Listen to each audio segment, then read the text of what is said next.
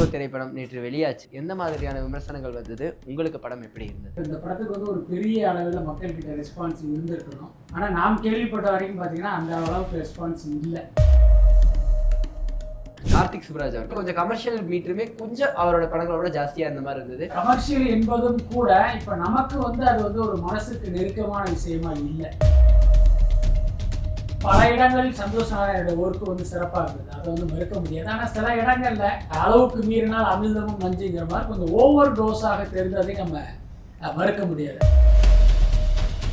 இப்போ பார்த்தீங்கன்னா தமிழ்நாட்டில் பல தியேட்டர்கள் ஹவுஸ்ஃபுல். சென்னையிலே எடுத்துக்கிட்டிங்கன்னா தேவி பாரடைஸ் கிட்டத்தட்ட 900 கெப்பாசிட்டியில் ஒரு தியேட்டரு.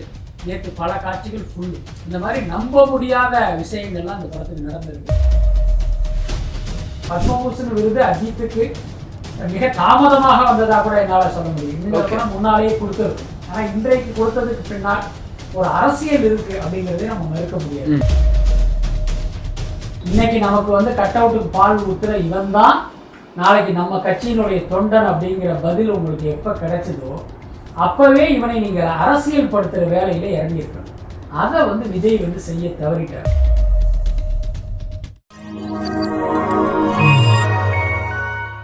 வணக்கம், நீங்கள் பார்த்துட்டு இருக்கிறது டேக் ஒன் தமிழ். நான் உங்கள் விஜய் பிராணேஷ். இன்னைக்கு என் கூட சினிமா விமர்சகர் மற்றும் மூத்த பத்திரிகையாளர் பிஸ்மி அவர்கள் இருக்காங்க.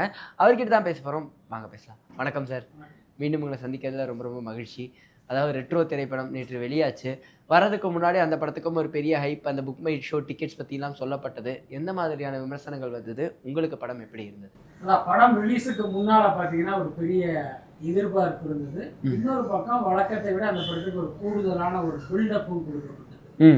அதில் ஒன்று தான் இப்போ நீங்கள் சொன்ன புக் மை ஷோ இந்த படத்துக்கு ஒரு பெரிய ரெஸ்பான்ஸ் இருக்குது அப்படிங்கிறதெல்லாம். பட் அதே நேரம் என்னென்னா இப்போ கங்குவா படம் அந்த ஏற்படுத்திய தழும்பு இருக்குல்ல, ஆமாம் சார், அது வந்து ஆடியன்ஸ் கிட்டேருந்து முழுமையாக விலகலை அப்படிதான் நான் நினைக்கிறேன். ஓகே. என்ன அப்படின்னா இப்போ இந்த படத்துக்கு வந்து ஒரு பெரிய அளவில் மக்கள்கிட்ட ரெஸ்பான்ஸ் இருந்திருக்கணும்.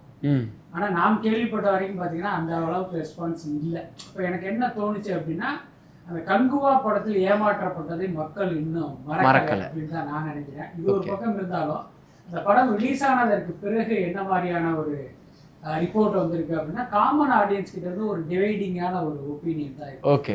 சில பேர் என்னன்னு கேட்டீங்கன்னா கங்குவாவை விட இது நல்லா இருக்கு அப்படிங்கிறாங்க. அப்ப கங்குவா வந்து ஒரு பெஞ்ச் மார்க் மாதிரி வந்துருச்சு. இன்னும் சில பேர் என்னன்னு கேட்டீங்கன்னா இன்னும் கொஞ்சம் ஒரு பெட்டரான படமா இருந்திருக்கலாம் அப்படிங்கிற மாதிரியான ஒரு ரிவ்யூஸ் தான் பெரும்பாலும் எல்லாரிடம் இருந்து வந்தது. அதே நேரம் சூர்யா ரசிகர்களை பொறுத்த வரைக்கும் இது ஏமாற்றத்தை கொடுக்கல. அவங்க வந்து பயங்கரமா என்ஜாய் பண்ணிட்டு இருக்காங்க. பட் காமன் ஆடியன்ஸ் கிட்ட தான் ரெண்டு மாதிரியான ஒப்பீனியனை கிரியேட் பண்ணி. உங்களுக்கு எந்த மாதிரியான ஒரு விஷயமா? இல்லை, எனக்கு வந்து தனிப்பட்ட முறையில் அந்த படம் என்னை திருப்தி படுத்தலை. வந்து நம்ம சொல்லித்தான் ஆகணும். ஆரம்பத்துல இருந்து இந்த ரெட்ரோ என்கிற பெயர் டைட்டிலே வந்து எனக்கு வந்து ஒரு மாதிரி அந்நியமாக தெரிஞ்சது. எப்பயுமே தமிழ் சினிமாவுடைய ஆடியன்ஸ்ன்னு பார்த்தீங்க அப்படின்னா பிஎன்சியில் இருக்கிற மக்கள் தான் அதிகம். ஸோ அவங்க தான் தமிழ் சினிமாவே வாழ வைக்கிறாங்க. நீங்கள் வெறுமனே மல்டிப்ளெக்ஸ் ஆடியன்ஸை மட்டும் மனசில் வச்சுருந்து ஒரு படம் எடுக்க முடியாது. அப்படி எடுத்தோம் அப்படின்னா அது வந்து ஒரு கமர்ஷியலான வெற்றி படமாக இருக்காது. இதுதான் யதார்த்தம். ஆனால் இந்த படத்துக்கு பார்த்தீங்கன்னா ரெட்ரோ அப்படிங்கிற ஒரு டைட்டில் வைக்கும்போது இந்த படம் பிஎன்சி ஆடியன்ஸ் கிட்டேருந்து ரொம்ப தூரம் விலகிடுச்சு. அதுதான் முக்கியமான விஷயம். அதுக்கப்புறம் படமாக நீங்கள் பார்த்தாலும் பார்த்தீங்கன்னா அந்த படம் பளிச்சுன்னு வந்து நம்மளை கவர்ற மாதிரியான விஷயங்கள் இல்லை. அதுக்கு என்ன காரணம் அப்படின்னா அந்த படத்தினுடைய லென்த்து கிட்டத்தட்ட 2.25 மணி நேரம். ஆமாம், அந்த 2.25 மணி நேரம் இருக்குங்கிறதுனால டைரக்டர் வந்து அப்படி சாவகாசமாக கதை சொல்கிறாரு. அப்படி தூத்துக்குடியில் ஆரம்பித்து அப்படி ஆப்பிரிக்கா போகிறது, அந்தமான் போகிறது அப்படின்னு ஒரு உலக சுற்றுப்பயணமே அந்த கதையில் நடக்கும். அது ஒரு மாதிரியான அயற்சியை கொடுத்துருச்சு. கார்த்திக் சுப்ராஜ் அவர்கள் அவருடைய படங்கள் நார்மலாகவே வந்து ஒரு இன்டென்ஸான கதை பேஸ் பண்ணுற ஒரு இது இருக்கும். ஆனால் இதில் கொஞ்சம் கமர்ஷியல் மீட்டருமே கொஞ்சம் அவரோட படங்களோட ஜாஸ்தியாக இருந்த மாதிரி இருந்தது.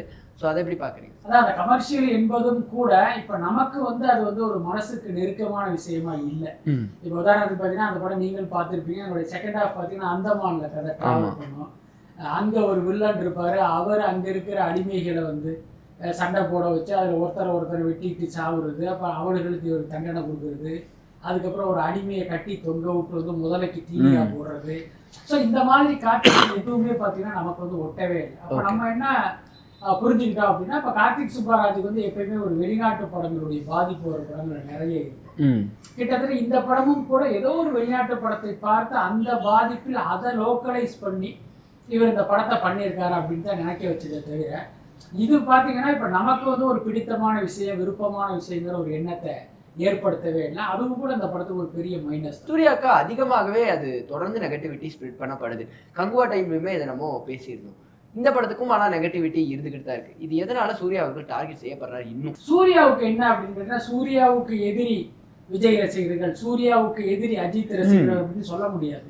அதே நேரம் அரசியல் ரீதியா இவர் சொன்ன சில கருத்துக்கள் வந்து இந்த வலதுசாரி ஆதரவாளர்களை வந்து டென்ஷன் ஆகியிருக்கு. அது கடந்த காலத்தில் நம்ம எல்லாருக்கும் தெரியும். நீட் தேர்வு குறித்து இவர் சொன்ன கருத்து, அப்புறம் இந்த கோவில்களுக்கு கொடுக்குற அந்த தட்சணை குறித்து ஜோதிகா சொன்ன கருத்து, இதெல்லாம் சேர்ந்து இந்த இந்துத்துவ சக்திகளுக்கும் வலதுசாரி ஆதரவாளர்களுக்கும் மிகப்பெரிய கடுப்பை ஏற்படுத்தி அவங்க எல்லாருமே சூர்யா படம் மட்டும் இல்லை, சூர்யா குடும்பத்தை சேர்ந்த யார் நடித்த படம் வந்தாலும் சோசியல் மீடியாவில் இறங்கி அந்த படத்துக்கு எதிராக வேலை செய்கிறதுங்கிறத தொடர்ந்து பண்ணிட்டு இருக்காங்க. கிட்டத்தட்ட இந்த படத்துக்கும் அவர்களுடைய அந்த துர்பிரச்சாரம்ங்கிறது நடந்துகிட்டு தான் இருக்கு. அப்படி என்னை பொறுத்த வரைக்கும் என்னன்னா, நீங்கள் எப்படி வேணாலும் பிரச்சாரங்கள் நடக்கலாம், ஆனால் இந்த கண்டென்ட் வந்து ஒரு வேல்யூபிளாக இருந்துச்சுன்னா, அதில் வந்து ஒரு வெயிட்டேஜ் இருந்துச்சு அப்படின்னா இதையெல்லாம் அடித்து காலி பண்ணிடும். ஆனால் இது இப்போது போகிற போக்கில் பார்த்தா சூர்யா அவர்களுக்கு இந்த படம் ஆனால் ஒரு ஹிட்டாக அமையுமா, அவருடைய கம்பேக்னு எடுத்துக்கலாம்? இல்லை, அதுக்கான வாய்ப்புங்கிறது ரொம்ப குறைவு. இது நம்ம தனிப்பட்ட கருத்து மட்டும் இல்லை, பல்வேறு விநியோகஸ்தர்கள், தியேட்டர் அதிபர்கள், மீடியேட்டர்கள்ட்ட எல்லாம் பேசினேன். அந்த அடிப்படையில் சொல்லணும்னு பார்த்தீங்கன்னா இந்த படம் ஒரு பெரிய வணிக வெற்றிக்கு சாத்தியம் இல்லை அப்படிங்கிற மாதிரி தான் சொல்கிறாங்க. தமிழ்நாடு அளவில் இந்த படம் ஒரு 11 கோடி ரூபா பண்ணியிருக்குங்கிறாங்க. இது வந்து மிக மிக குறைவான தொகை. என்ன காரணம்னா, சூர்யாவுக்கு பிறகு சினிமாவுக்கு வந்து சிவகார்த்திகேயன், தனுஷ், சிம்பு போன்றவர்கள் படங்களை இதை விட அதிகமாக கலெக்ட் பண்ணி தமிழ்நாடுல ஃபர்ஸ்ட் டே. ஸோ அப்படி இருக்கும்போது இந்த படம் வந்து இவ்வளவு இது கலெக்ட் பண்ணுறது ரொம்ப குறைவாக தான் சொல்கிறாங்க. நான் எல்லாத்துக்கும் மேலே ஆரம்பத்திலிருந்தே இந்த படம் பார்த்தீங்கன்னா ஆடியன்ஸ் கிட்ட இந்த படத்தை பார்த்தே ஆகணும் அப்படிங்கிற எண்ணத்தை வந்து இந்த படம் ஏற்படுத்துது. அதுக்கு வந்து நான் ஏற்கனவே சொன்ன மாதிரி இந்த டைட்டில் காரணமா, இல்லை அதுக்கு அடுத்தடுத்து வந்த அந்த ப்ரொமோஷன் மெட்டீரியல், முக்கியமாக ட்ரெய்லர் போன்ற விஷயங்கள் காரணமா அப்படிங்கிறது தெரியல. புரியுது, அது ஒரு மெயினான காரணமாக இருந்திருக்கு. தமிழ்நாடு அளவில் 11 கோடி கலெக்ட் பண்ணப்படுச்சுன்னு சொல்லப்படுச்சு சார். ஆல் ஓவராக கங்குவா வந்து முதல் நாளில் 89 கோடி கலெக்ட் பண்ணியிருந்தது. அதை வந்து இது ரெட்ரோ தாண்டிச்சான். ஆனால் அதுக்கு வந்து கங்குவா அப்படி பண்ணதுங்கிறதே ஒரு சாத்தியமற்ற தகவல் தான். ஓகே, வந்து ஓவர்சீஸ் தகவலை பொறுத்த வரைக்கும் நீங்கள் வந்து அதுக்கு சரியாக வந்து கணிக்க முடியாது. ஏன்னா இப்போ ஒவ்வொரு நாட்டிலையும் பார்த்தீங்கன்னா வெவ்வேறு விதமான கணக்குகள்லாம் இருக்கு. அதனால இதெல்லாம் குத்துமதிப்பாக சொல்ற விஷயம்தான். ஓகே, இந்த படத்தை பொறுத்த வரைக்கும் கங்குவாவை விட கூடுதலாக வசூல் பண்ணுவதற்கு வாய்ப்பு இருக்கு. ஆனால் முதல் நாள்ல அந்த வசூல் சாத்தியம் இல்லை. என்ன காரணம், நீங்க கம்பேரிட்டிவா பாருங்க, ரெட்ரோக்கு இருந்த பில்டப்பை விட கங்குவாக்கு வந்து பல மடங்கு இருக்கு. ஏன்னா நீங்க கங்குவா பார்க்கலன்னா உங்களை நாடு கடத்திடுவாங்களோ அப்படிங்கிற அச்சம்லாம் நிறைய பேருக்கு இருந்தது. அதனால அந்த படத்துக்கு முதல் நாள் வந்து ஒரு பெரிய ரெஸ்பான்ஸ் இருந்தது. அடுத்தடுத்த ஷோவில் அது குறைஞ்சி அடுத்தடுத்த நாட்கள் அந்த படம் ஒன்றும் இல்லாமல் போனதுங்கிறது தனிக்கது. ஆனால் முதல் நாள் வந்து அந்த படத்துக்கு ஒரு பெரிய ஹைப் இருந்தது. அந்த ஹைப் வந்து ரெட்ரோக்கு இல்லை. அதனால பார்த்தீங்கன்னா அந்த அளவுக்கு வருவதற்கான வாய்ப்புங்கிறது குறைவு. ஆனால் சந்தோஷ் நாராயண் இந்த மொத்த படத்துலேயும் வந்து அவருடைய ஒர்க் வந்து அதிகமாக பேசப்படுற மாதிரி இருந்தது. நிறைய இடங்கள் அவருடைய பிஜிஎம் வந்து நல்லா இருந்தது. ஸோ அவருடைய ஒர்க் எப்படி சார்? பட் என்னை பொறுத்த வரைக்கும் பல இடங்களில் சந்தோஷ் நாராயணோட ஒர்க்கு வந்து சிறப்பாக இருந்தது. அதை வந்து மறுக்க முடியாது. ஆனால் சில இடங்கள்ல இந்த அளவுக்கு மீறினால் அமிர்தமும் நஞ்சுங்கிற மாதிரி கொஞ்சம் ஓவர் டோஸாக தெரிந்ததை நம்ம மறுக்க முடியாது. அதே நேரம் அந்த கனிமா சாங்கா இருக்கட்டும், அதுக்கப்புறம் அந்த ஜெயிலில் ஒரு சாங் இருக்கும், அதெல்லாமே சந்தோஷ் நாராயணனுடைய அந்த ட்ரேட்மார்க் முத்திரை அதுக்குள்ளார இருந்தது. பட் ஆர்ஆர் வந்து இன்னும் கொஞ்சம் கவனம் செலுத்தியிருக்கலாம்னு தோணுச்சு. என்ன காரணம் அப்படின்னா, அவருடைய முந்தைய படங்களுடைய ட்ராக்கையே எடுத்து போட்டு கொஞ்சம் பட்டி டிங்கரிங் பார்த்து உள்ளார விட்ட மாதிரியான விஷயங்கள்லாம் அது உள்ளார இருந்தது. ஓகே, அண்ட் செனோரிட்டா இதுலேயும் ஒரு பழைய பாடல் வந்துடுது. எது சார் இது தவிர்க்க முடியாத ஒரு விஷயமா மாறிடுச்சு? என்னன்னா, நீங்கள் பழைய பாடல்களை பயன்படுத்துவது உங்களுக்கு சுலபமாக இருக்கலாம், ஆடியன்ஸ் வந்து ரசிப்பாங்கன்னு நீங்கள் நம்பலாம். ஆனால் அது இன்னைக்கு வந்து ஒரு மிகப்பெரிய ஒரு விமர்சன பொருளாக ஒரு விவாதமாக மாறி இருக்கும்போது இது குறித்தெல்லாம் நீங்கள் வந்து இன்னொரு தடவை நீங்கள் யோசிக்கணும். அதுதான் முக்கியம். சமீபத்தில் கங்கை சொல்லியிருக்காரு, இப்போ உள்ள மியூசிக் டைரக்டருக்கு நீங்கள் 7 கோடி 8 கோடி சம்பளம் கொடுத்து நீங்கள் எங்கே பழைய பாட்டை எடுத்து போட்டால் என்ன அர்த்தம்னு கேட்டார். அது ஒரு வேலிடான ஒரு கேள்வி தான். அது எல்லாத்துக்கும் மேலே இன்றைக்கு இசையமைப்பாளர்களை நீங்கள் படத்தில் கமிட் பண்ணுறீங்க. இப்போ அவங்களுடைய கிரியேட்டிவிட்டி என்னாச்சு? எல்லாத்துக்கும் மேலே இந்த பாடல் நம்ம அங்கே போடுறோம் அப்படின்னா அதுக்கு ஏதாவது ஒரு பொருத்தம் இருக்கணும். நீங்கள் சும்மா வந்து இது ஒரு ட்ரெண்டாக இருக்குது, நம்ம ஒரு 4 பாட்டத்துக்கு உள்ளே போடுவோம் அப்படின்னு கொண்டு வர்றது வந்து அது ஒரு நல்ல விஷயம் இல்லை. அண்ட் அது மாதிரி தான் சார் இப்போ கார்த்திக் சுப்ராஜ் அவர்களுடைய படங்களில் நடுவில் சம்மந்தமே இல்லாமல் ஒரு பாடல்ங்கிறது அதிகபட்சமாக எதிர்பார்த்து நான் பார்த்த படங்கள்ல இல்லை. ஆனால் இதில் வந்து ஸ்ரேயா அவங்களோட ஒரு சாங் வந்து இருந்தது. இதற்கான காரணங்கள்லாம் என்னவா? அதுதான் என்னன்னா, இப்போ கங்குவா படத்தில் ஏற்பட்ட அந்த தோல்வி இப்போ சூர்யாவுக்கு ஒரு வெற்றி படத்தை கொடுக்கணும் அப்படிங்கிற ஒரு அழுத்தத்தையும் நெருக்கடியை ஏற்படுத்துறது வந்து யாருமே மறுக்க முடியாது. அது வந்து ப்ரொடியூசருக்கும் இருக்கும், சூர்யாவுக்கும் இருக்கும், இயக்குனருக்கும் இருக்கும். ஸோ அப்படி இருக்கும்போது இந்த படத்தை எப்படியாவது கமர்ஷியலாக நம்ம தூக்கி நிறுத்தணும் அப்படிங்கிறதுனால இந்த திணிப்புகளை எல்லாம் பண்ணியிருப்பாங்கன்னு நினைக்கிறேன். என்னை பொறுத்த வரைக்கும் இது போன்ற திணிப்புகளை எல்லாம் தவிர்த்திருந்தாலே இந்த படம் ஒரு கிறிஸ்பான படமாக இருக்கும். இன்னைக்கு ரெட்ரோ மேலே வைக்கிற விமர்சனமே என்ன அப்படின்னா, படம் வந்து போர் அடிக்குது, அங்கங்கே லேக் இருக்குது அப்படிங்கிறது தான் முக்கியமாக நம்ம வைக்கிற விமர்சனம். இப்போ அதுக்கு என்ன காரணம் அப்படின்னா, அந்த படம் 2.25 மணி நேரம் இருந்தது தான். ஒரு வாதத்துக்கு எடுத்துக்கோம், இது ஒரு 2.25 மணி நேரம் படமாக இருந்தால் இந்த மாதிரியான லேக்குகள் எல்லாம் தவிர்க்கப்பட்டிருக்கும், ஒரு சுவாரஸ்யமான படமாக மாறி இருக்கும். ஆனால் இவங்க என்னென்னா கமர்ஷியலாக இது வேணும் அது வேணும்னு நினச்சி வச்சதே வந்து ஒரு பெரிய மைனஸ் ஆகிடுச்சு. உதாரணத்துக்கு அந்த படத்தில் பார்த்தீங்கன்னா ஒவ்வொரு சீக்வன்ஸையுமே ஒரு சப்டைட்டில் எடுத்துகிட்டு வருவாங்க. திடீர்னு பார்த்தீங்கன்னா நகைப்புன்னு ஒன்று வரும், அப்போ தான் அந்த ஜெயராம் கேரக்டர் என்ட்ரி ஆகும். ஆனால் என்ன ஒரு துரதிஷ்டம்னா, அந்த நகைப்பு எபிசோடு யாருக்குமே சிரிப்பு வரலை.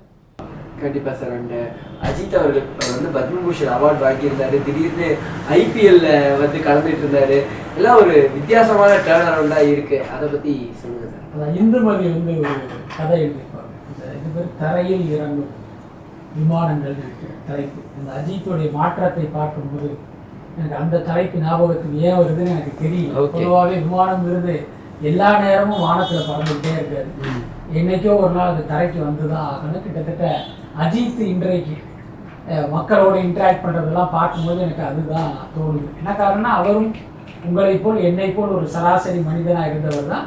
இந்த சினிமாவில் கிடைத்த வெற்றி வந்து அவர் ஒரு மிகப்பெரிய உயரத்துக்கு கொண்டு போனது. அதுக்கப்புறம் அவர் மொத்தமாகவே அவருடைய கேரக்டரே மாறி போனது. இன்னைக்கு பார்த்தீங்கன்னா ஒரு கார் ரேஸ் அப்படிங்கிற ஒரு விஷயத்துக்கு போன பிறகு மீண்டும் மீடியாக்களோட பேச ஆரம்பிச்சிருக்காரு. ஒரு காலத்தில் ரசிகர்கள்லாம் தேவையில்லை அப்படின்னு ரசிகர் மன்றத்தையே கலைத்தவர் இன்னைக்கு ரசிகர்களை எல்லாம் வந்து ஒரு பெரிய சக்தியாக பார்த்து அவங்களுக்கு வந்து ரொம்ப அன்புள்ளவராக மாறி இருக்காரு. இதுக்கு இடையில அவருக்கு வந்து பத்மபூஷன் விருது கிடைச்சிருக்கு.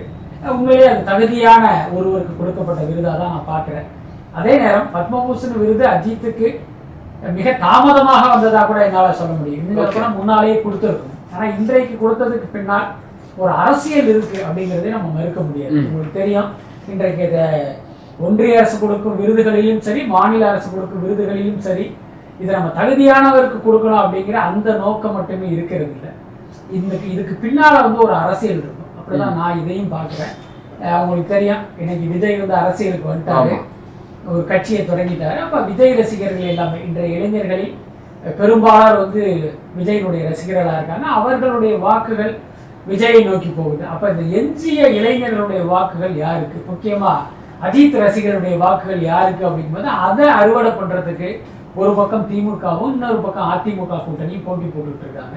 ஸோ அதில் ஒன்றாக இந்த பத்மபூஷன் விருதும் இருப்பதற்கு வாய்ப்பு இருக்கு. அதுல ஒன்றா இருக்கிறதுக்கான நிச்சயமா. இப்போ பாஜக அரசு வந்து இவருக்கு பத்மபூஷன் கொடுக்கும்போது ஒரு பாமர ரசிகர், ஒரு அஜித்தை ரசிக்கிற ஒரு பெரிய கல்வி அறிவு இல்லாத ஒருத்தர் என்ன நினைப்பான் அப்படின்னா, நம்ம தலைக்கு பத்மபூஷன் கொடுத்தது பாஜக தானே, அப்போ அந்த கட்சி எந்த கூட்டணியில் இருக்கோ அதுக்கு ஓட்டு போடணும் அவன் நினைப்பதற்கு வாய்ப்பு இருக்கு. ஸோ இதையெல்லாம் கணக்கில் வச்சு தான் அவருக்கு அந்த விருதை கொடுத்துருப்பாங்கன்னு நான் நினைக்கிறேன். அதே மாதிரி அவர் வந்து அந்த திடீர் ப்ரெஸ் எல்லாம் வந்து இன்னொன்னே சந்திப்போம் அப்படிங்கிற மாதிரி பேசிட்டு போறாரு. ஈவன் அந்த சப்போர்ட் பண்றதை பத்தி கூட பேசிட்டு போறாரு, அவங்களுக்கு வாழ்த்துக்கள்னு சொல்லிட்டு போறாரு. இதெல்லாம் என்ன இதுல வருது? இல்ல, அது ஆக்சுவலி பாத்தீங்கன்னா ஒரு குறைந்தபட்ச சம்பிரதாயம் நினைக்கிறேன். திடீர்னு அப்படி ஒரு கேள்வியை கேட்கும்போது அதை இங்க கடந்து போயிட்டா என்ன சொல்லுவாங்க, ஐயோ அஜித் வந்து இப்படி போயிட்டாரு அப்படிம்பாங்க. அதனால ஜஸ்ட் லைக் தட் அப்படி சொல்லியிருப்பாருன்னு நினைக்கிறேன். அதே மாதிரி நான் ஊடகங்களை மீண்டும் சந்திப்பேங்கிற ஒரு தொழில ஒன்று சொல்லிட்டு போயிருக்கேன். எனக்கு தெரிஞ்சு அதற்கான வாய்ப்பு இல்லை அப்படின்னு தான் நினைக்கிறேன். ஏதோ ஒரு இப்போ இந்தியா டுடே ஊடகத்துக்கு ஒரு பேட்டி கொடுத்த மாதிரி யாரோ ஒருவருக்கு வேணா கொடுப்பதற்கு வாய்ப்பு இருக்கு தவிர, ஏற்கனவே நடிகராக இருக்கும்போது அந்த ஒட்டுமொத்த பிரஸை கூப்பிட்டு அந்த மாதிரியான சந்திப்பு நடத்துவதற்கு வாய்ப்பு இல்லை அப்படின்னு தான் நான் நினைக்கிறேன். ஏன்னா அப்படி வரும்போது பலதரப்பட்ட கேள்விகள் வரும். அதில் பல கேள்விகள் சங்கடத்தை கொடுக்கறதாகவும் இருக்கும். அதனால அதை வந்து அவர் அவாய்ட் பண்ணிடுவாருன்னு தான் நினைக்கிறேன். அண்ட் ரீசெண்டாக அவர் மேலே பத்மபூஷன் எல்லாமே கரெக்டாக இந்த போன மாதம் பூரா போயிட்டு இருக்கோம், டக்குன்னு அந்த பழைய நியூஸை எடுத்துகிட்டு வந்து அவர் மேலே நெகட்டிவிட்டியும் கிளப்பப்பட்டுச்சு. அதுக்கான காரணமும் என்ன? இல்லை, அதுக்கான காரணம் என்னங்கிறது நம்மளால இனங்காண முடியல. பட் ஆனால் அதில் ஹீரா சொல்லி இருந்த விஷயங்கள் எல்லாமே உண்மைதான். அவர் பேரு குறிக்காம பல்வேறு விஷயங்கள் அவர் சொல்லியிருந்தாரு. அது அஜித்தை தான் குறிக்கும் அப்படிங்கிறதுல எந்த மாற்று கருத்து இல்லை. என்ன காரணம்னா, அஜித்துக்கும் ஹீராவுக்கும் ஒரு காலகட்டத்தில் ஒரு காதல் இருந்தது. அதுக்கப்புறம் பார்த்தீங்கன்னா ஒரு கட்டத்தில் அது பிரேக்கப் ஆயிடுச்சு. அதுக்கப்புறம் இவர் ஷாலினியை லவ் பண்ணி கல்யாணம் பண்ணாரு. இது எல்லாருக்குமே தெரியும். நம்மவும் இந்த இண்டஸ்ட்ரியில் இருந்தாங்கிற அடிப்படையில் நமக்கும் தெரிந்த தகவல் தான். அதே நேரம் இன்டெப்தா சில விஷயங்களை சொல்றாரு தெரியுமா, அதனுடைய உண்மைத்தன்மை குறித்து நாம் வந்து எந்த சர்டிஃபிகேட்டு கொடுக்க முடியாது. அது அஜித்துக்கும் ஹீராவுக்கும் மட்டுமே தெரிந்த அது உண்மை அல்லது மிகைப்படுத்தப்பட்ட பொய்யான தகவலாக கூட இருக்கலாம். அதை பற்றி நமக்கு தெரியாது. ஆனால் நம்ம கேள்வி என்ன அப்படின்னா, அஜித் என்கிற ஒரு மிகப்பெரிய நடிகருக்கு ஒன்றிய அரசு பத்மபூஷன் கொடுத்துருக்கு. அதை எல்லாருமே பெருமையோடு கொண்டாடிக்கிட்டு இருக்கும்போது அவர் குறித்து இந்த ஒரு நெகட்டிவான விஷயத்தை வந்து ஏன் நீங்கள் பரப்பணும்? அதுதான் நம்முடைய கேள்வியாக. இதுதான் அந்த ஃபேன் வாருங்கிற மாதிரி பார்க்குறீங்க. ஆமாம், அதான் நான் ஏற்கனவே சொல்கிற மாதிரி இந்த ரசிகன் என்பவன் ஒரு முட்டாளாக தான் இருக்கான். அதில் எந்த மாற்றமே இல்லை. இப்போ விஜய் ரசிகன் என்பவன் விஜய் நீ துதிப்பாடுறதோடு நிறுத்திக்கிட்டேன்னா பிரச்சனை இல்லை. ஆனால் நீ வந்து நான் விஜய் ரசிகன் என்பதாலேயே விஜயனுடைய போட்டியாளரான அஜித்தை வந்து நான் வசைப்பாடணும் அப்படின்னு நினைக்கிறது வந்து எந்த வகையில் சரியாக இருக்கும். அதே மாதிரி அஜித் ரசிகன் அஜித்தை துதிப்பாடுறதோடு நிறுத்திக்கிட்டான்னா எந்த பிரச்சனையும் இல்லை. அவன் போய் விஜயை வந்து தரக்குறைவாக விமர்சனம் பண்ணுறான். ஸோ அவன் விமர்சனம் பண்ணும்போது இவன் என்ன பண்ணுறான், அப்படியா நான் வந்து உன்னுடைய தலையை நான் விமர்சனம் பண்ணுற மாதிரி இவன் ஒரு சந்தர்ப்பத்துக்கு காத்துக்கிட்டு இருக்கான். இந்த மாதிரியான சந்தர்ப்பத்தை அவங்க பயன்படுத்திக்கிறாங்க. இது ரொம்ப கேவலமான ஒரு செயல் தான். பட் எல்லாத்துக்கும் மேலே இது எல்லாவற்றுக்கும் இந்த நடிகர்களே தான் காரணம்.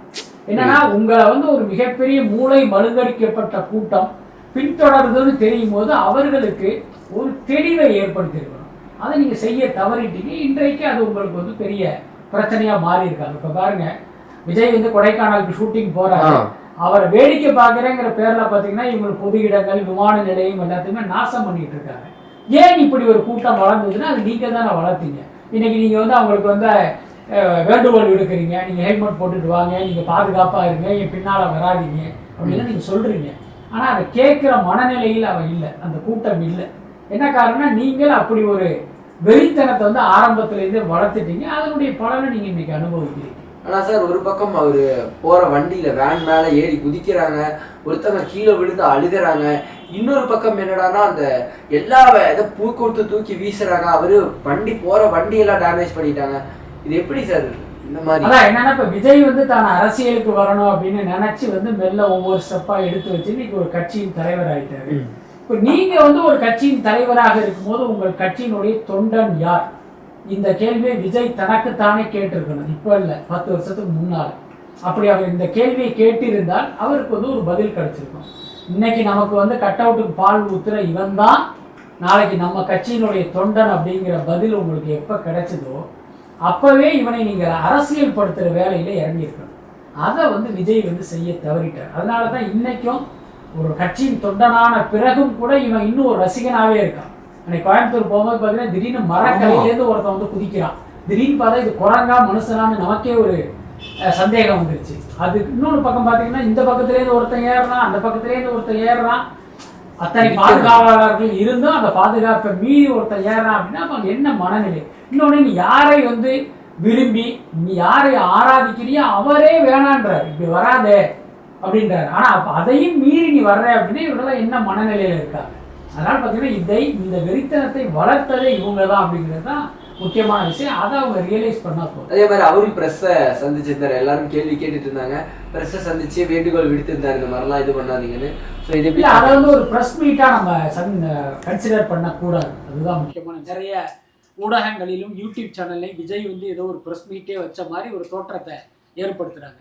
அவர் என்ன பண்ணார், கோயம்புத்தூர் போனோம், அங்கே வந்து பார்த்தீங்கன்னா ஏகப்பட்ட பேர் வந்து நின்னாங்க. அதே மாதிரி மதுரையிலையும் காலையிலேருந்து காத்துக்கிட்டு இருக்காங்க.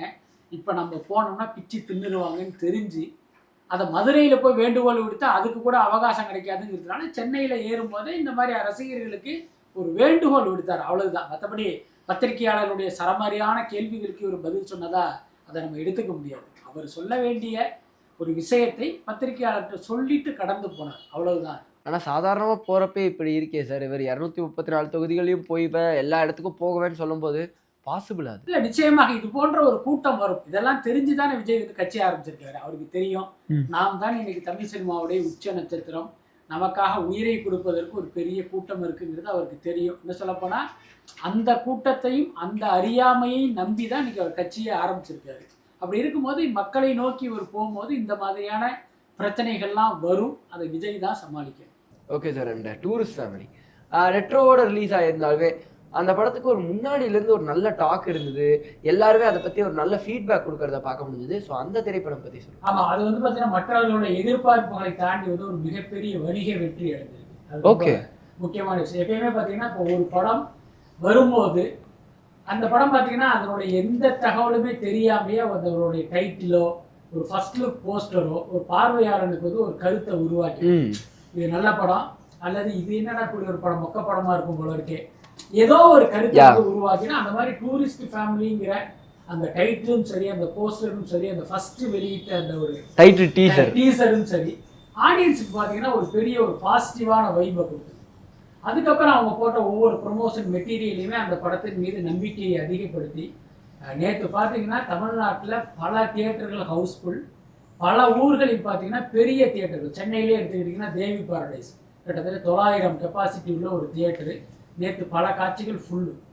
அதே மாதிரி தாம்பர வித்யா 770 கெப்பாசிட்டி உள்ள ஒரு தியேட்டரு ஃபுல்லு.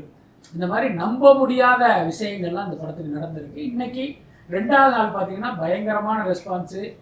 பல ஊர்களில் பார்த்தீங்கன்னா அந்த ஸ்க்ரீன்களுடைய எண்ணிக்கையை அதிகப்படுத்துகிற அளவுக்கு இன்றைக்கி ஒரு நல்ல ரிப்போர்ட் வந்திருக்கு. எப்பயுமே இந்த மக்கள் நல்ல படங்கள் வந்து என்றைக்குமே கைவிட்டதில்லை. அதுக்கு வந்து நிறைய உதாரணங்கள் நம்ம சொல்லலாம். டூரிஸ்ட் ஃபேமிலியும் பார்த்தீங்கன்னா நிச்சயமாக குடும்பத்தோடு நாம் பார்க்க வேண்டிய ஒரு ஃபீல் குட் சினிமா. அதை வந்து மக்கள் கரெக்டாக அடையாளம் கண்டுக்கிட்டாங்க. அந்த வகையில் மகிழ்ச்சி தான். அண்ட் சசிகுமார் அவர்கள் அவர் அந்த ஸ்டேஜ்லேயே இருக்கட்டும் இல்லை மற்றவங்ககிட்ட பேசும்போது ரொம்ப கேஷுவலான பர்சனாக தான் பார்க்கப்படுறாரு. ஸோ அவர் முன்னாடி கேள்விப்பட்ட போதும் அவர் முன்னாடி நிறைய டேரக்டர்ஸ்க்காக இருக்கட்டும் உதவிகளும் செஞ்சிருக்காருன்னு கேள்விப்பட்டோம். அதை பற்றி சொல்லுங்கள். இல்லை சார், சினிமாவில் இருக்கிற அந்த நல்ல மனிதர்கள் அப்படிங்கிறது ரொம்ப அபூர்வம். ஸோ அதில் சசிகுமாரும் அப்படிப்பட்ட ஒரு அபூர்வமான மனிதர் தான். இப்போ எனக்கு நான் ஏன் இந்த சர்டிஃபிகேட்டை கொடுக்குறேன் அப்படின்னா உங்களுக்கு தெரியும் சினிமாவில் வந்து நம்ம பல வருடம் 35 வருடமாக இருக்கோம். பல பேரை நம்ம பார்த்துருக்கோம். வாய்ப்பு தேடுகிற கட்டத்திலே ஒருத்தர் எப்படி இருந்தார், அவருக்கு முதல் பட வாய்ப்பு கிடைச்சதுக்கு அப்புறம் எப்படி இருந்தார், வெற்றி கிடைத்த பிறகு எப்படி இருந்தார், நிறைய வெற்றி கிடைத்ததுக்கு அப்புறம் எப்படி மாறினார் அப்படின்னு அந்த பல படிநிலைகளில் பல மனிதர்களை பார்த்துருக்கோம். அந்த அடிப்படையில் சினிமா பல பேரை மாற்றிருக்கு, அவங்களுடைய அடிப்படை குணத்தையுமே மாற்றிருக்கு. அதெல்லாம் நம்ம பார்த்துருக்கோம். அதை நம்ம சரி தப்பு என்று சொல்வதை தாண்டி சினிமா பல பேரை வந்து அப்படி மாற்றிருக்கு. ஆனால் சசியை பொறுத்த வரைக்கும் நான் ஒரு பாலாவுடைய உதவியாளராக இருக்கிற காலத்திலேருந்து எனக்கு பழக்கம். அவங்க எல்லாருக்கும் தெரியும் பாலாவுடைய அந்த சேது திரைக்கதை வந்து நான் தான் புத்தகமாக வெளியிட்டேன். அப்போ அது ரிலேட்டடான ஸ்டில்ஸாக இருக்கட்டும் மற்ற விஷயங்களாக இருக்கட்டும் பாலாகிட்டேருந்து இவர் தான் வாங்கிவிடாங்க எங்கிட்ட கொடுப்பாரு. அந்த காலகட்டத்திலேருந்து எனக்கு பழக்கம். இப்போ 2 நாளைக்கு முன்னே 30ஆம் தேதி டூரிஸ்ட் ஃபேமிலி பத்திரிகையாளர்கள் கணக்காச்சு. அன்னைக்கு சசி வந்திருந்தார். அப்போவும் நானும் சசியும் பேசிக்கிட்டு இருந்தோம். எனக்கு பார்த்தீங்கன்னா அந்த பாலாவுடைய உதவியாளராக நான் சசியை பார்த்து பேசிக்கிட்டு இருக்கும்போது எனக்கு என்ன ஃபீலிங் இருந்ததோ அதே ஃபீலிங்கு தான் முந்தானேத்து அவரோட பார்த்து பேசும்போது இருந்தது. அவர்கிட்டையும் பார்த்தீங்கன்னா எந்த சேஞ்சுமே கிடையாது. இதுக்கு இடையில பார்த்தீங்கன்னா சசியுடைய வாழ்க்கையே மாறி இன்னைக்கு அவர் வேற ஒரு இடத்துல இருக்காரு. சுப்பிரமணியபுரம் போன்ற மிகப்பெரிய வெற்றியை கொடுத்த இயக்குனராகவும் நடிகராகவும் இருக்காரு. பல படங்களில் பல வெற்றி படங்களில் நடித்த நடிகராகவும் இருக்காரு. ஆனாலும் அவருடைய அடிப்படை குணம்ங்கிறது மாறவே இல்லை. அன்னைக்கு எப்படி அண்ணன்னு பேசினாரோ அதே மரியாதையோட இன்னைக்கும் பேசுகிற ஒருத்தராக தான் இருக்காரு. இதெல்லாம் நம்ம சசி குறித்து தனிப்பட்ட முறையில் பார்க்குற விஷயங்கள். ஆனால் நான் இதையெல்லாம் தாண்டி பார்க்குற விஷயம் என்ன அப்படின்னா ஒரு நடிகராக இந்த கதையை அவர் தேர்வு பண்ணது இருக்குல்ல அதுவே நான் வந்து ஒரு பாசிட்டிவான விஷயமா பார்க்குறேன். ஏன்னா பொதுவாக இந்த ஹீரோக்கள் வந்து ஒரு கதை என்ன ஆஸ்பெக்டில் பார்ப்பாங்க அப்படின்னா இந்த படம் கமர்ஷியலாக ஓடுமா, இந்த படம் கமர்ஷியலாக ஓடி நம்ம அடுத்த படம் அதிக சம்பளத்தில் கமிட் ஆகிற அளவுக்கு இந்த கதை வந்து நமக்கு ஹெல்ப் பண்ணுமா, அந்த ஆஸ்பெக்டில் தான் கதையே பார்ப்பாங்க. அதுக்கு ஒரு கதை செட் ஆகலை, அது ஒரு சூப்பர் கதையாக கூட இருக்கும். இவங்களுடைய பாயிண்ட் ஆஃப் வியூவில் வந்து இது ஒரு கமர்ஷியலான கதை இல்லைன்னா டக்குன்னு ரிஜெக்ட் பண்ணிடுவாங்க. பல ஹீரோக்கள் அதை தான் பண்ணுவாங்க. ஆனால் சசியை பொறுத்தவரை இந்த டூரிஸ்ட் ஃபேமிலி கதையை வந்து அந்த கண்ணோட்டத்தில் அவர் பார்க்கவும் இல்லை கேட்கவும் இல்லை. இது ஒரு கதை, இந்த கதாபாத்திரத்துக்கு நம்ம பொருந்துவோமா, அதுக்கு நம்ம நேர்மையாக இருப்போமாங்க அந்த ஆஸ்பெக்டில் பார்த்து அந்த படத்தை கமிட் பண்ணி அதற்கு நேர்மையாக இருந்து இன்னைக்கு அந்த படத்தை இவ்வளோ பெரிய வெற்றி அடைஞ்சிருக்கு. ஸோ அதை வந்து நான் ரொம்ப ஒரு முக்கியமான விஷயமா பார்க்குறேன். ஓகே சார், நிறைய விஷயங்கள் பேசணும். இந்த ஒரு சந்திப்புக்கு ரொம்ப ரொம்ப நன்றி சார்.